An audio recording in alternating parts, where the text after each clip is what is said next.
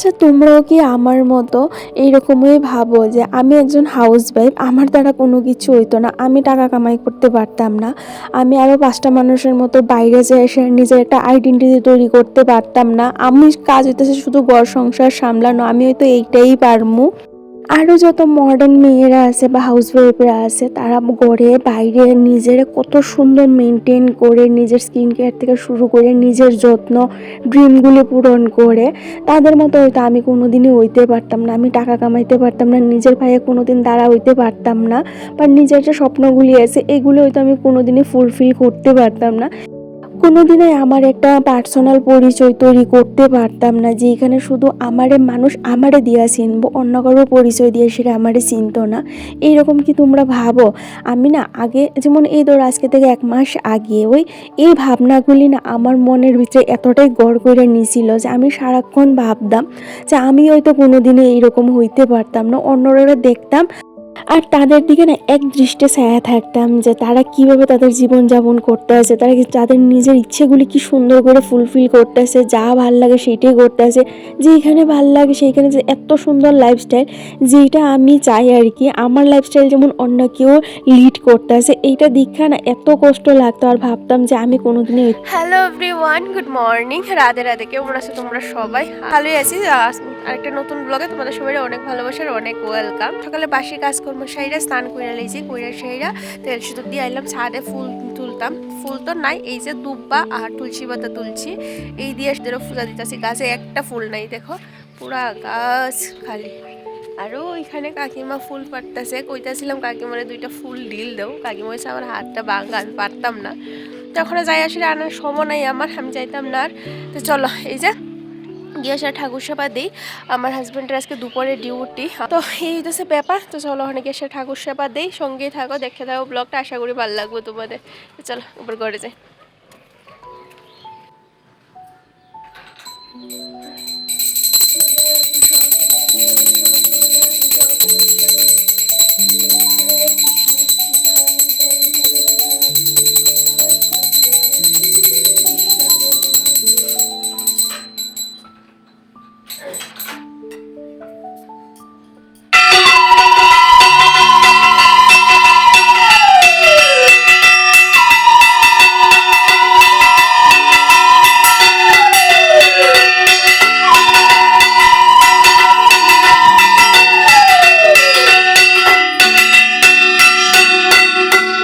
তো স্নান দান সাইরা ঠাকুর সেবা দেওয়া হয়ে গেছে, আর দেখতে পেলে গাছে না একটা ফুলও নাই, আসনটা একদম খালি হয়ে রয়েছে।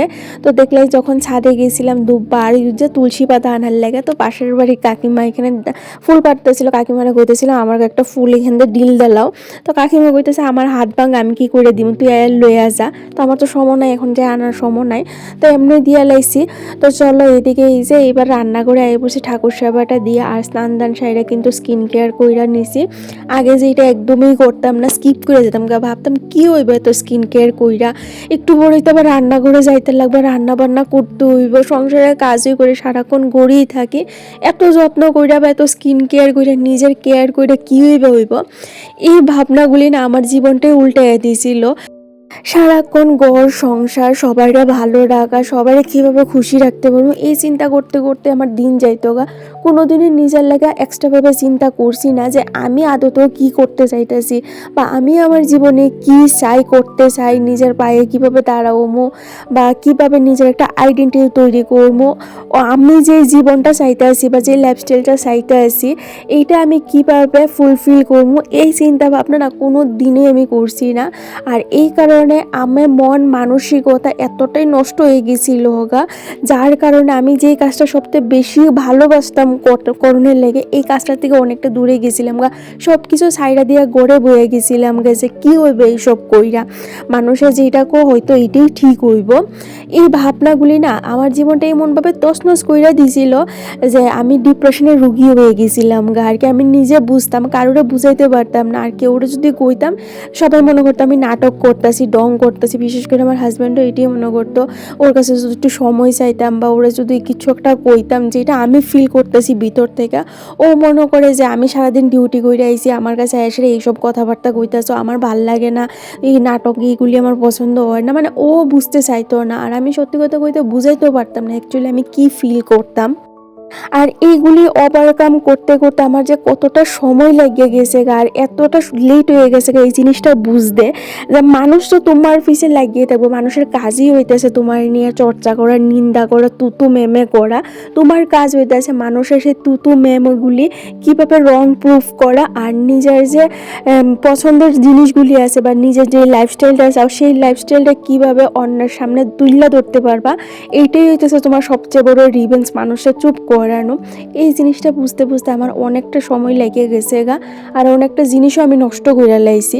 তো যাই হোক, ঠাকুর যা করে ভালো লাগে করে, রাধারানী হয়তো আমার লাগে এটাই লিখে রাখছিল যে এমন একটা সময় আইব যেটা আমি ফেস করবো, তারপরে অনেক কিছু শিখতে পারবো। কয় না, মানুষ উষ্টা গাইলেই কিন্তু অনেক কিছু শিখে জানে, আবার সুন্দর করে হাঁটতে শিখে। তো আমি হয়তো সেই জায়গাটি পার করে আইছি।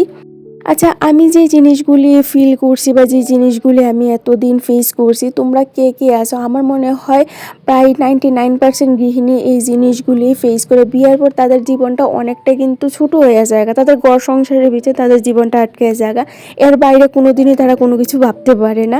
যেটা এতদিন আমি মনে করতাম, না আমাদের জীবনটা এতটা ছোটো না, আমাদের জীবনটা অনেকটা বড়। তো যাই হোক, অনেক কাজকর্ম কইরা নিয়েছি। এইদিকে দেখো, আমি না গতকালকে কয়েকটা জিনিস বানাইছিলাম রাত্রেবেলা, না বইয়া আমার ঘুম আইতাছিল, আমার হাজব্যান্ড ঘুমাইয়ে গেছে। তখন 12টার মতো বাজে। তো আমি বিছনা থেকে উঠে সামনে করে টিভি চালাইয়া বইয়া রইছিলাম। তো ভাবলাম বইয়ে বইয়ে ভালো লাগতেছিল না, বোর লাগতেছিল। তো এই যে এই জিনিসটা নজরে পড়ছে, তো বইয়ে বইয়ে বানাইছিলাম। এখানে দুইটা স্কার্ট বানিয়েছি, একটা মিনি স্কার্ট, একটা লং স্কার্ট। তো কেমন হয়েছে অবশ্যই জানাইও, দুটোটাই কিন্তু আমার লেগেই বানাইছিলাম। কেমন হয়েছে জানাইও। অনেকে মানে অনেকেই আছে যারা এখানে কমেন্ট করবো তুমি কি মিনি স্কার্টও পরবে, এইগুলি পরলে দেখতে ভালো লাগে না, তোমার হাজব্যান্ড কিছু কর না। না গো, আমার হাজব্যান্ড সত্যি কথা কই কিছু কর না, আর আমি সব ধরনের ড্রেসই পরি। তুমি দেখো, তুমি যেই ড্রেসটাই পরো সেই ড্রেসটা যদি তুমি কমফোর্টেবল ফিল করো, পইরা সেটা সুন্দরভাবে ক্যারি করতে পারো, তাহলে কিন্তু সব ড্রেসই তোমার উপরে সুন্দর লাগবে। আর তুমি যদি পইরা সেটা কমফোর্টেবল ফিলই না করো, মনে করো যে আমার কেমন লাগতেছে, দেখতে বাজে লাগবে, লোকজনে কী করবে, তাইলে দেখবা এমন ভাবনার থেকে না পড়া অনেকটাই ভালো। তো আমার কোনো সমস্যা নাই, আমি আগের থেকে পড়তাম, এখনও পড়ি। হয়তো সবসময় ক্যামেরার সামনে আমি কোনোদিন আইসি না আগে, এখন আই, এই কারণে তোমাদের দেখতে অড লাগে। তো যাই হোক, আস্তে আস্তে তোমাদের অ্যাডজাস্ট হয়ে যাইব গা। তো চলো, এদিকে এই যে রান্নাঘর তো দেখতেই পাইলা, ও বরের আগে ব্রেকফাস্ট দিছি, ও ব্রেকফাস্টের লেগে বইয়া রইছিল, ফ্রেশ ট্রেশ হয়ে এসে, যেহেতু আমার যে স্নান করে পূজা দিতে একটু লেট হয়ে গেছে গা, লেট না সব ঠিকঠাকই হয়েছে, কিন্তু ওই যে ও আজকে একটু এসে তাড়াতাড়ি। তো এইদিকে আমি এবার ঘরের কাজ বাসও শুরু করে দিয়েছি, আগে বিছনাপত্র গুছাই নিয়েছি, বাসি কাজগুলি তো সকালেই সাইরা নিয়েছিলাম। আর কি কৌতো, সময়ের মধ্যে কাজ ম্যানেজ করা, এটা বেশি একটা বড় টাস্ক মনে হয় না এখন আমার। আমি কাজের উপর না বেশি একটা জোর দেই না এখন, সত্যি কথা। যখন যে কাজটা ভালো লাগে সেইটাই করি। আগে যেমন আসলে সকালবেলা এই কাজগুলি আমার করতে হইব, ডেলি একই কাজ করতে হইব টাইম টু টাইম, এখন আর সেইটা ভাবে না। এখন হইতেছে যখন যেই কাজটা আমার বিশেষ দরকার মনে হবে তখন সেই কাজটাই করবো, কারণ সকালবেলা প্রচুর চাপ থাকে কাজগুলি করার লেগে। বাসি কাজ তো করতে হইব, বাসি কাজ তো আর স্কিপ করা যাইতো না। তো বাসি কাজগুলি করি, তারপর যেদিন ধরো ভালো না লাগে সেই দিন আমি ঘরের যে ক্লিনিং ডাস্টিংটা আছে সেটা আমি রান্নাবান্না করার পরে আমি বিকেলবেলা করি। আর ওই যে বিছনাপত্র গুছাই নিই, কারণ বিছনাপত্র গুছানি থাকলে ক্লিনিং ডাস্টিং না করলেও দেখবা ঘরটা কিন্তু ফ্রেশ লাগে, দেখতে ভালো লাগে। আর প্রতিদিন যেহেতু ঘরটা পরিষ্কার করি, ডেলি ডেলি তো আর সমস্ত ঘর পরিষ্কার করা পসিবল না। তো প্রত্যেকদিন একটু একটু করে, মানে একটা ঘর করে সেটা পরিষ্কার করি, বা অনেক দিন হয়তো ঘরের একটা কোণা পরিষ্কার করি, যেটা সুন্দর করে পরিষ্কার করে গুছাইয়া রাখি। ধরো যেদিন একটু বেশি জামা কাপড় এলোমেলো হয়ে থাকে সেদিন হয়তো শুধু জামা কাপড় গুছানোর কাজটাই আমি করি, কারণ যত প্রেশার নিব তত প্রেশার বাড়বো। তোমার প্রেশার কমাইবার লাগে এখানে এসে একটু হাত বাড়াইতো না তোমার কাজে। আর একলা থাকি তো অনেক সময় না বোর হয়ে যায় এই কাজগুলি করতে করতে, মনে হয় একজন মানুষ থাকলে ভালো হইতো। কিন্তু একলা সংসার অনেক ভালো, কারো ডর ভয় কিচ্ছু নাই। তোমার যখন ভাল লাগে তখন তুমি করবা, না ভাল লাগলে না করবা, কোয়ার কেউ নাই, ছোঁয়ার কেউ নাই। আর বেশি যত মানুষ তত সমস্যা বেশি। নিজের মতো করে কাজগুলি করি, নিজের সংসারটা যখন যেইভাবে ভাল লাগে সেইভাবেই গুছাই। হয়তো এক ডেকোরেশন দেখতে দেখতে ভালো লাগে না, তখন হঠাৎ করে রাত্রেবেলা হোক দুপুরবেলা হোক ডেকোরেশনগুলি চেঞ্জ করে এলে, জিনিসগুলি উলট পালট করে এলে, এইটাই হইতেছে একলা সংসারের ফায়দা। তো যাই হোক, রান্না বান্না এখন শুরু করবো। এদিকে ঘরের সমস্ত কাজ বাজ সাইডে নিছি। আগে শুধু সংসার নিয়ে ভাবতাম, এখন নিজেরও সময় দিতে লাগে, নিজের জিনিসগুলি মেনটেন করতে লাগে, নিজেরও যত্ন করতে লাগে। তো এখন অনেক এক্সট্রা কাজ হয়েছে যেইগুলি নিয়ে আমি সারাক্ষণ ব্যস্ত থাকি। নিজের ড্রিমগুলিও ফুলফিল করার লাগে প্রচুর হার্ড ওয়ার্ক করতে আসি। এখন আর গিল্টি ফিল হয় না যে আমি নিজের লেগে কিচ্ছু করি না, শুধু অন্যেরা দীক্ষা সেটা জেলাস ফিল করি না গো। সত্যি কথা কইতে আমি কারোর দিকে হিংসাও করি না, জেলাস ফিলও করি না, শুধু ভাবি আর কি যে আমি যেই রকম চাইতেছি এটা অন্য কারোর কাছে আছে। আবার ভাবি তারা হয়তো প্রচুর পরিশ্রম করছে, এই কারণে হয়তো তারা এই মানে তাদের এই লাইফস্টাইলটা তারা লিড করতেছে। আমি হয়তো এতটা পরিশ্রম করতে পারতেছি না, বা এত কিছু আমি করছি না আমার জীবনে, এই কারণে হয়তো আমি এই জিনিসগুলি পাইছি না। একটা কথা আছে যে ঠাকুর তাদেরই দেয় যারা পরিশ্রম করে। পরিশ্রমের ফল সবসময় কিন্তু খুব ভালো হয়, খুব মিষ্টি হয়, এটা আমরা সবাই জানি।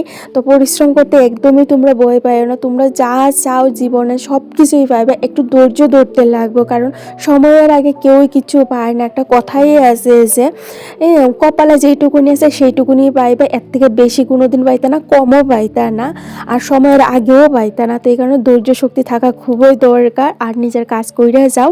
আর যখন মন খারাপ হইবে তখন শুধু ওই যে রাধা রানীর নাম নো, যে যে ঠাকুর মানো তার নাম নো, দেখবো সব কিছু ঠিক হয়ে যাইব গা, যেমন আমার সাথে হয়েছে। আর নিজেরও কিছু করার দরকার, নাইলে দেখবা মন মানসিকতা ভালো থাকে না, মানসিক অশান্তি তৈরি হয়।